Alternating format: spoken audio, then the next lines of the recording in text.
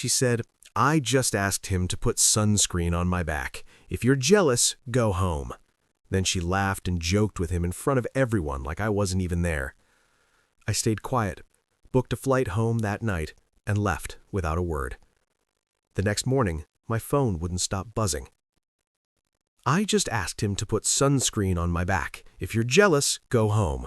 That's what she said, loud enough for half the beach to hear. Everyone laughed awkwardly. She was smiling at the tour guide, flipping her hair, acting like I wasn't even standing there. I didn't argue, didn't roll my eyes, didn't ask for an explanation. I just said, "All right," and walked away. No scene, no yelling, no begging her to respect me. I went back to our hotel room, packed my bag, booked the first flight out, and left. She thought I was bluffing. She always did. But this time, I was done. I didn't text her, didn't leave a note. I just left. The next morning, my phone wouldn't stop buzzing. Calls, texts, notifications. Her name's Mira. We'd been dating for almost 2 years. She was the kind of person who never walked into a room quietly. She made sure everyone noticed. Confident, charming, always laughing a little too loud, touching people when she talked. The kind of woman who made heads turn, and she loved that attention. When we first met, that energy pulled me in. I liked that she wasn't shy or dull. But over time, I started to notice something else. She didn't just enjoy attention, she needed it. And whenever I mentioned feeling uncomfortable, she'd laugh and say, "You're overthinking again. I'm just friendly." That was Mira's favorite phrase, just friendly. Whether she was sitting too close to some guy at a bar or texting her old friends late at night, it was always just friendly. I used to let it slide, not because I didn't see it, but because I didn't care to play babysitter in my own relationship.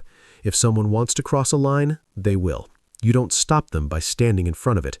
So I watched, I listened, and I learned. Mira liked men noticing her more than she liked having a man who respected her. That was fine until she started doing it in front of my face.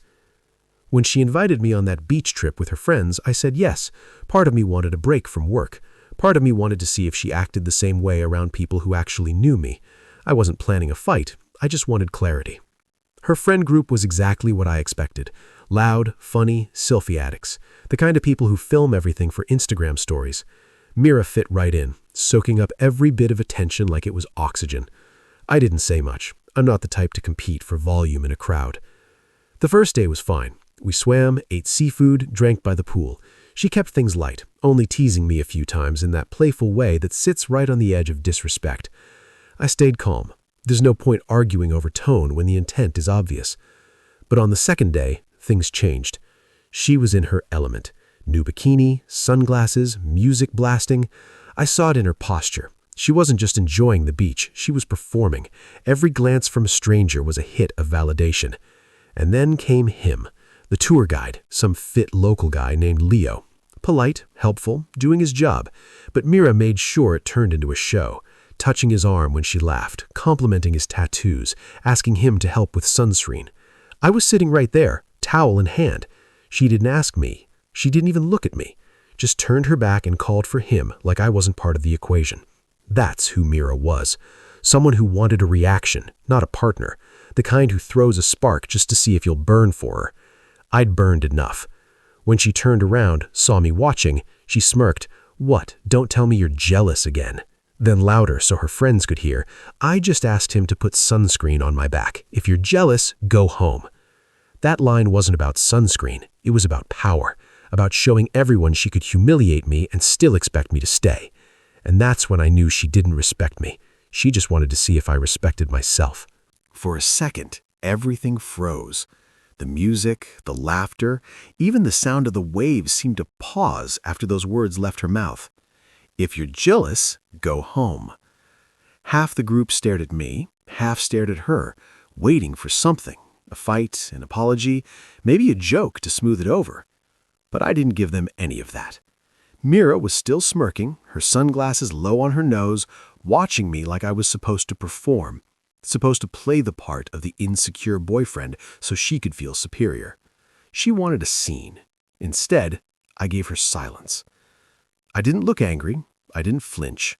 I just said quietly, "Okay." And that single word must have hit her harder than yelling ever could, because her smile faltered for half a second, then came right back. fake and too bright. "Oh, come on, don't be dramatic," she called out loud enough for everyone to hear. "He's so sensitive, right?" Her friends laughed awkwardly, the kind of laugh that doesn't sound like fun, more like fear of tension. Nobody actually found it funny. I didn't respond. I just picked up my towel, shook off the sand, and started walking. She kept talking behind me, her voice chasing me up the shore. "Are you seriously leaving? Adam, come on, don't ruin the mood. You can sulk later. We're having fun." I didn't turn around, because when someone publicly disrespects you, looking back is just volunteering for more. Back at the hotel, I could still feel the sun burning on my shoulders, but inside, I was calm. Too calm. That's when I knew it was over. Real endings don't come with yelling or tears. They come with quiet certainty. I took a shower, packed slowly, methodically, folded shirts, unplugged chargers.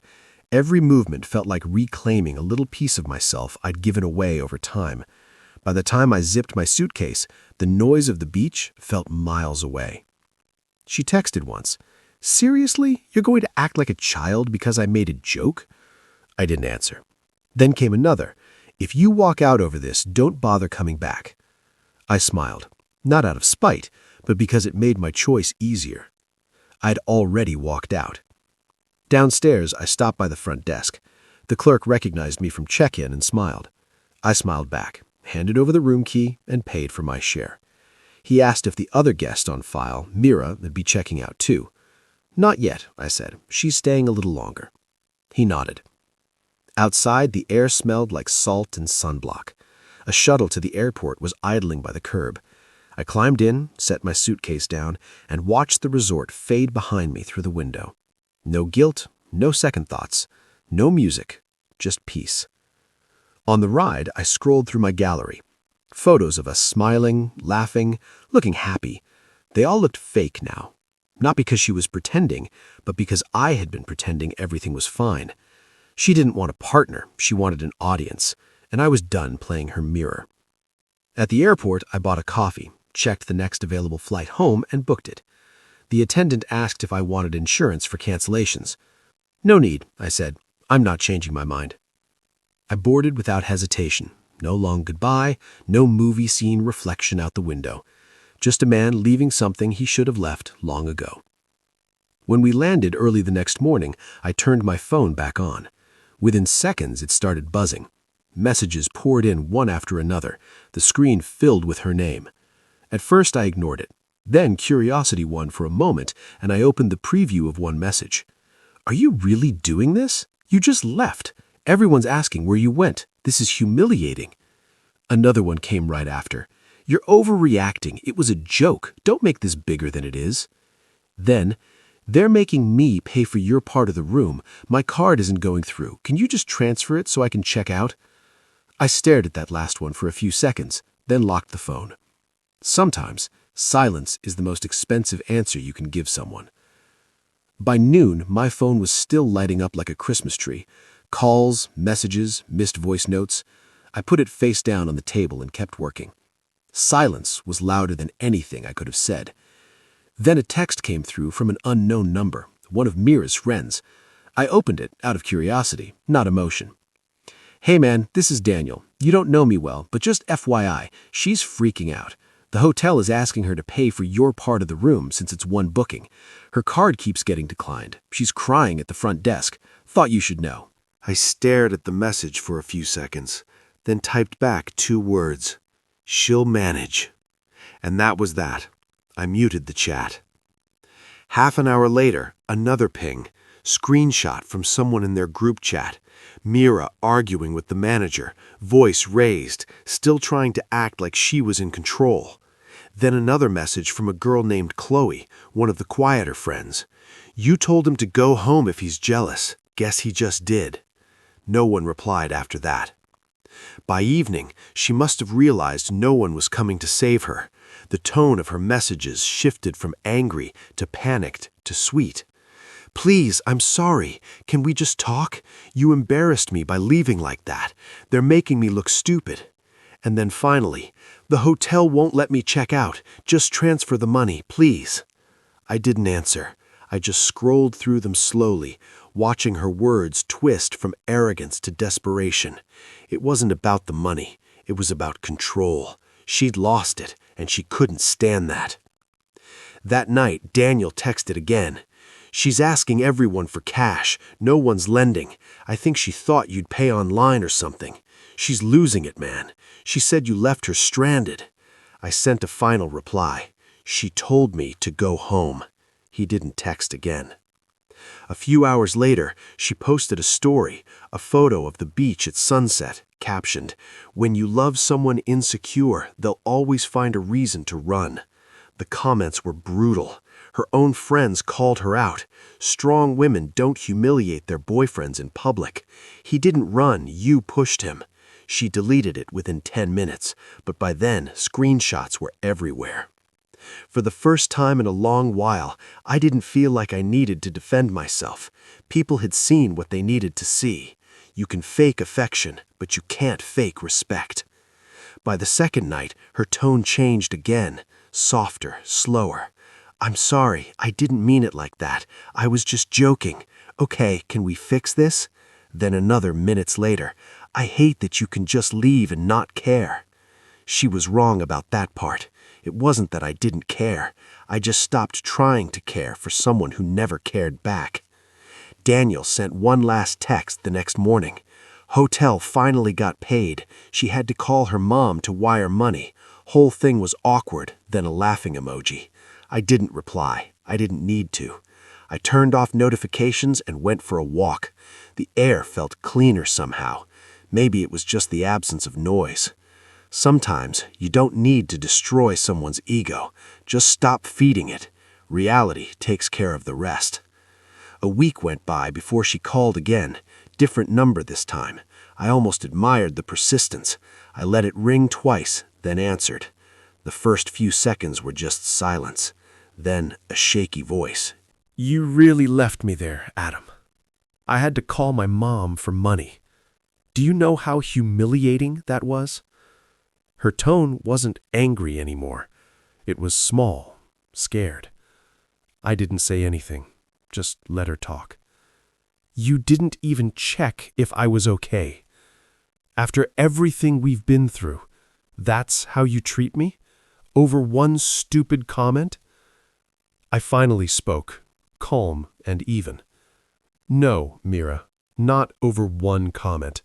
Over every moment you thought disrespect was cute. Every time you made me feel invisible.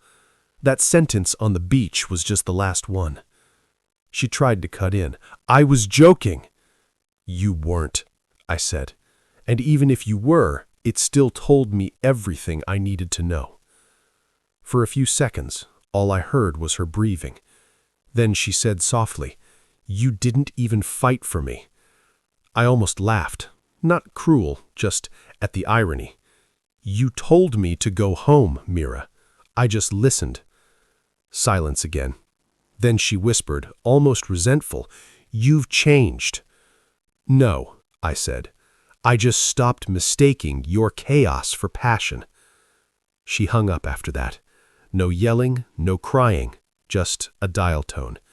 It felt like the quiet after a storm that had lasted too long. That was the last time we spoke. I didn't block her. I didn't have to. She stopped trying. And honestly, that silence felt better than closure ever could. A few weeks later, I started talking to someone new. Her name's Claire, works in marketing, calm voice, kind eyes, zero drama. We met at a client dinner. We talked about books, travel, and how peaceful it feels when people communicate like adults. She didn't flirt for attention. She listened, laughed at the right moments, and didn't make everything about her. It felt easy, refreshing even. I didn't rush it, didn't compare, didn't tell her about Mira. She didn't need to know. What mattered was that when she spoke, I didn't feel like I had to defend myself just to be heard. Sometimes peace feels so unfamiliar that you mistake it for boredom. But after Mira, I knew better. Peace isn't boring, it's healing. A few days ago, Daniel texted again, one last time. "Hey man, just FYI, Mira's back home. Heard she's been telling people she learned her lesson, not that it matters. I replied with a simple, wish her well, then muted the thread. I didn't hate her. I didn't forgive her either. I just stopped caring. Some people don't learn from losing you. They only learn when the bill arrives, literally and metaphorically. I don't hate her. I don't wish her pain, but I'm glad I left when I did, before I forgot what peace felt like. Now every morning feels quieter, not empty, just peaceful. So yeah, maybe I did go home, but for the first time in years, it actually feels like home. If you were in my place, what would you have done? Would you have stayed and argued, or walked away like I did? Thanks for listening. Seriously, sometimes the hardest stories to tell are the quiet ones where you don't scream, don't fight, you just leave.